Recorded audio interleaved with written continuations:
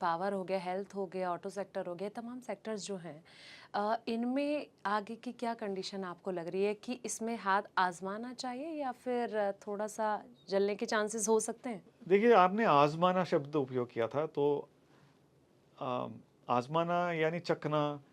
अ, मैं तो ये कहता हूँ कि आप अच्छे रिसर्च करो और पूरा उसका भोजन करो। हुँ, ओके, तो फार्मा सेक्टर हो गया, वो तो it's called a defensive sector, क्योंकि आपको दवाई की हमेशा ज़रूरत होगी, दुनिया को होगी, और इंडिया से बहुत ज़्यादा एक्सपोर्ट होता है टू यूएस।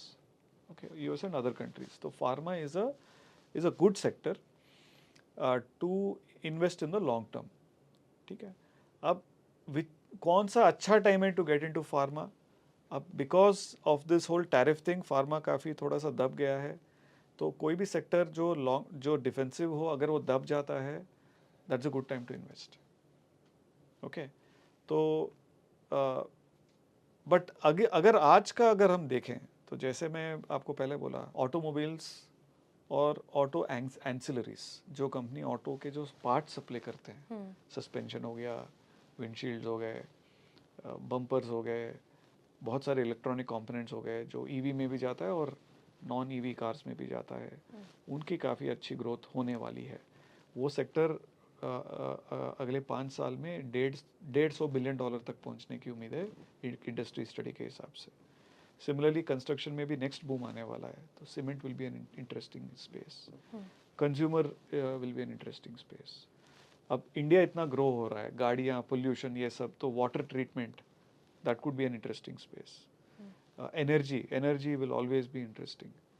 ठीक है, तो इसमें अभी जैसे अगेन मोदी जी का ये था ना कि न्यूक्लियर को मैं 10x करूँगा, तो न्यूक्लियर के साथ बाकी भी होगा। अगर आप देखेंगे, जितना एडिशनल पावर इंडिया ने पिछले 1 साल में ऐड किया है, वो अमेरिका ने जितना ऐड किया उससे ज़्यादा है अभी। मतलब इंडिया का जो रन रेट है, वो अमेरिका से ऊपर जा रहा है पावर एडिशन में। चाइना काफ़ी आगे बढ़ गया, बट लेकिन हमको चाइना अभी दिख रहा है। चाइना में क्योंकि उनका गवर्नमेंट अलग सिस्टम है और डेटा अलग तरीके से प्रकट होता है, तो बहुत तेज़ी से ग्रोथ दिखा है। But power is a long term sector which you can invest in. तो इन्वेस्टर को डेफिनेटली एक डाइवर्सिफाइड पोर्टफोलियो बनानी चाहिए, जिसमें ये सारे सेक्टर्स हो, अक्रॉस मार्केट कैप्स हो, which are meeting all the quality criteria. Hmm. That is a recipe for success, to make money in the market. Ram ji, मैं एक सवाल ये पूछना चाहूँगी, अगर मैं एफआईआईज़ की बात करूँ, जी, देखिए जब भी मार्केट जब डिप होता है तो बड़ा झटका ये कहीं न कहीं इंडियन शेयर मार्केट को लगता है कि एफआईआईज़ जो हैं वो निकलने शुरू हो जाते हैं और जब हरियाली होती है तब वो आना शुरू हो जाते हैं। लेकिन अभी कंडीशन थोड़ी अलग हो रही है, यहाँ पे भी फ्लक्चुएशन हम देख रहे हैं। तो डीआईआईज़ कहीं न कहीं ये साथ देते हैं। देखिए कहीं पे दुःख है तो कहीं पे साथ देने के लिए भी कोई ना कोई खड़ा है। तो इस पैटर्न को आप इन्वेस्टर्स के हिसाब से कैसे देखते हैं? देखिए, एफ की अभी पुरानी कहानी है।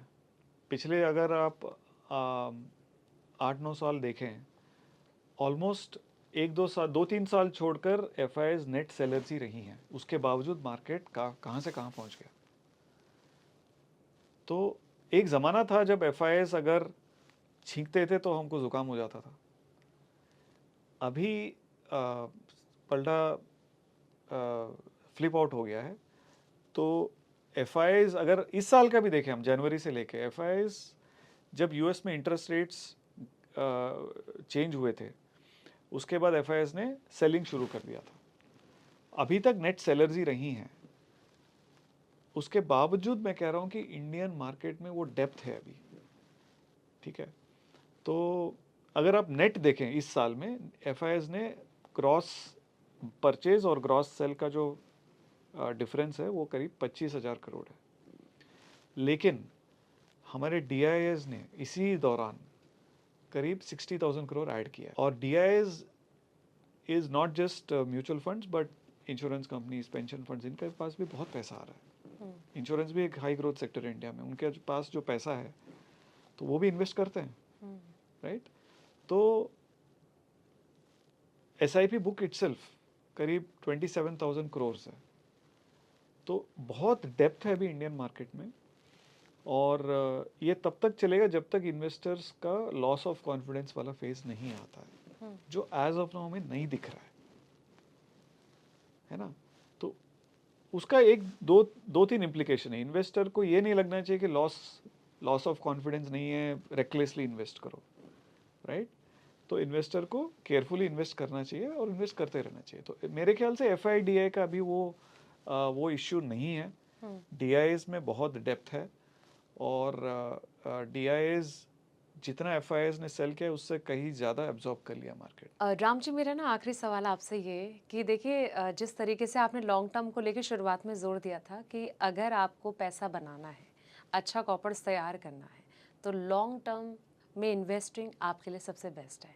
मैं ये चाहूँगी, कौन से वो फंड्स इन्वेस्टर के लिए बेस्ट हो सकते हैं जो आने वाले वक्त में उनका बहुत अच्छा कॉर्पस तैयार कर सकते हैं? बहुत बढ़िया सवाल पूछा आपने। तो अगर बिगिनर इन्वेस्टर है तो मैं कहता हूँ आप इंडेक्स फंड से स्टार्ट करो।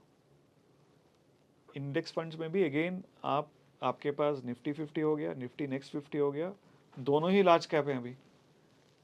फिर निफ्टी मिड कैप हो गया, निफ्टी स्मॉल कैप हो गया। तो इनमें एक बिगिनर इन्वेस्टर एक्सपोजर ले सकता है। इसमें आपको सारे मार्केट कैप का एक्सपोजर मिल जाता है।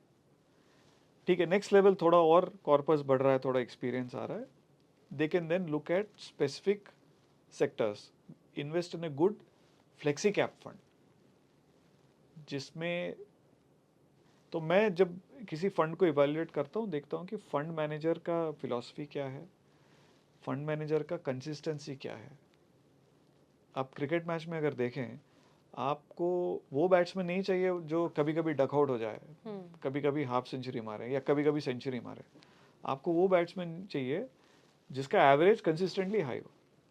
आप डॉन ब्रैडमैन को देख लीजिए, द ओल्ड क्लासिक ग्रेट, या सचिन तेंदुलकर को, और even all the greats have had a good running average.